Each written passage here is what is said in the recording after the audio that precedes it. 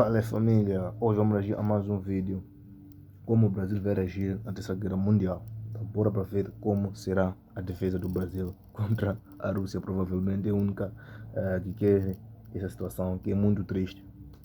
Verdadeiramente global, mas o país mais poderoso da América do Sul se encontra numa encruzilhada que pode colocá-lo na mira dos Estados Unidos ou da China em uma terceira guerra mundial. Como o Brasil vai agir na terceira guerra mundial e de que lado ele estaria? A América do Sul pode parecer distante demais da Europa para ter se envolvido muito nas duas grandes guerras mundiais, mas o Brasil se viu envolvido nos conflitos globais de qualquer maneira. Durante a Primeira Guerra Mundial, o Brasil apoiou a Grã-Bretanha e os seus aliados, ajudando a patrulhar as águas do Atlântico Sul e enviando uma pequena força para a frente ocidental no final da guerra. Mas na Segunda Guerra Mundial, o Brasil teve um papel mais relevante. Quando a guerra começou, a maioria pode ter presumido que o Brasil apoiaria os aliados mais uma vez. Mas o Brasil mudou nas duas décadas desde a Primeira Guerra Mundial. Nessa época, nosso país era um dos 10 maiores parceiros comerciais da Alemanha e tinha uma grande população alemã vivendo aqui. Quando a guerra estourou, o Brasil permaneceu neutro e manteve o comércio com ambos os lados. Porém, pouco a pouco, o Brasil foi sendo atraído para o lado dos aliados e a Comissão de Defesa Conjunta Brasil-Estados Unidos foi feita com o objetivo de fortalecer os laços militares entre os dois países, mas estava principalmente focada em impedir que as potências do eixo usassem o Brasil como base naval de operações para atacar as rotas de transporte marítimo dos Estados Unidos no Atlântico. Após o ataque japonês Pearl Harbor e a declaração de guerra dos Estados Unidos, foi lançada a Conferência de Estados Pan-Americanos no Rio de Janeiro. Lá, os EUA ofereceram um acordo às nações sul-americanas. Nos apoie e corte os laços com o eixo, em troca de assistência econômica. Estamos falando aqui do eixo, mas deixe-me explicar rapidamente o que é o eixo e a aliança dos países. De 1939 a 1941, os países lutaram como parceiros em duas alianças.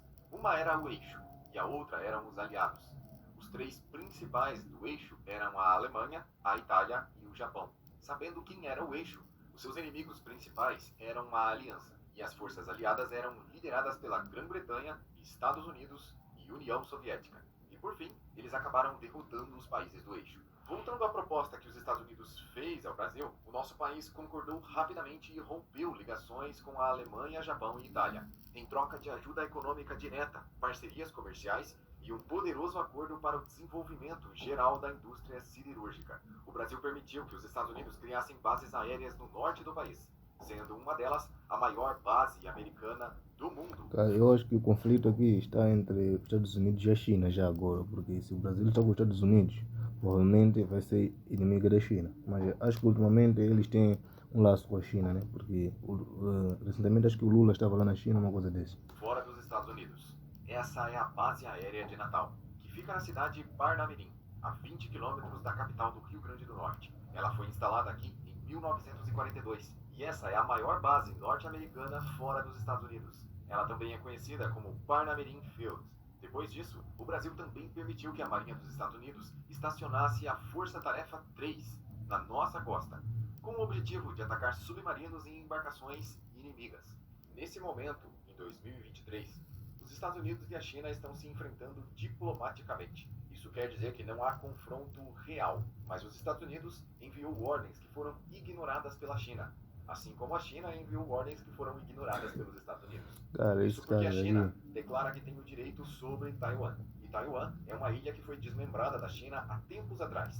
Nessa ilha são produzidos os microcondutores, que são chips usados por máquinas de altíssima tecnologia. Carros, computadores, celulares e foguetes precisam dos microcondutores feitos em Taiwan. E hoje, o mundo é basicamente dependente dessa ilha. A China quer o direito sobre Taiwan e quer controlar completamente as suas exportações. E os Estados Unidos, de certa forma, são dependentes de Taiwan. Logo, a liberdade de Taiwan e ela não cair novamente nas mãos de um ditador, como é o esquema da China, seria muito benéfico para os Estados Unidos. Por isso, agora já está existe dando para esse entender conflito, já. e os Estados Unidos posicionou vários navios de guerra nas águas da China. Esse cara da China Como a quer China ultrapassar faz os Estados Unidos constantemente em parte da vigias economia. sobre o espaço aéreo de Taiwan sem nenhuma autorização. E o governo de Taiwan já pediu ajuda até mesmo para os Estados Unidos, pois o seu espaço aéreo é constantemente invadido. E a China trata a ilha como se ela ainda fosse o seu território, de forma que existe uma forte tendência de conflito nessa região. O governo dos Estados Unidos investiu milhões de dólares na construção da sua própria fábrica de chips. Porém, além do processo ser extremamente complexo, as máquinas são muito grandes. E para os Estados Unidos finalmente começarem a produzir os seus próprios chips, vai demorar pelo menos mais 10 anos. Portanto, eles ainda precisam de Taiwan. Além disso, há outros conflitos acontecendo mundo afora. Sem nem mesmo tocarmos na questão da invasão da Ucrânia, há um rumor de uma terceira guerra vindo por aí. Se olharmos para a questão da Rússia e todas as outras grandes movimentações que estão acontecendo mundo afora, praticamente já podemos dizer que estamos vivendo uma terceira guerra mundial. Ela só não foi oficializada ainda. E o Brasil, dessa vez, pode ter um papel crítico e fundamental na decisão de quem vai vencer esse conflito. Nosso país provavelmente tentaria permanecer neutro no primeiro momento, mas inevitavelmente, tanto a China quanto os Estados Unidos exerceriam uma pressão significativa sobre o Brasil para que ele escolhesse um lado. E isso vai ser mais difícil do que foi em qualquer uma das outras guerras, devido aos numerosos laços que o Brasil criou com a China. Hoje, a China é o maior parceiro comercial do Brasil, representando 31% das exportações chinesas e quase 23% das importações chinesas vêm do Brasil. Em comparação, as exportações vindas do EUA diminuíram para apenas 11%, enquanto os Estados Unidos importa menos de 20% do Brasil. Do Brasil, a China compra minérios. Ela é uma forte importadora, pois na sua estratégia econômica, a construção massiva exige uma quantidade significativa de aço, ferro e outros minerais. Em 2001, o Brasil ajudou a liderar a formação do BRICS, uma organização de comércio global composta pelas economias emergentes. Brasil, Rússia, Índia, China e em 2010 também se juntou à África do Sul. Hoje, o Brasil continua comprometido com o projeto BRICS, mas essa organização se encontra com a base cada vez mais instável. A ideia do BRICS em si não é ruim, afinal, a união das nações mais emergentes do mundo criaria uma superpotência mundial. O problema vem das organizações políticas, pois o Brasil já detém grande parte da corrupção mundial, liderando em vários rankings como uma das políticas mais desonestas do mundo.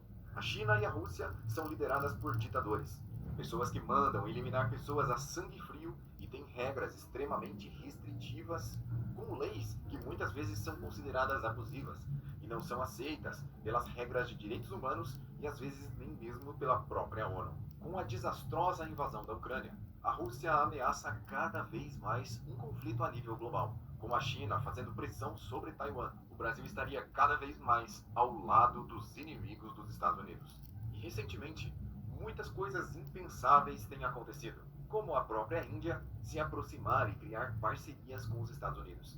Essa organização informal se chama Quad, a associação que é formada pelos Estados Unidos, Japão, Austrália e Índia.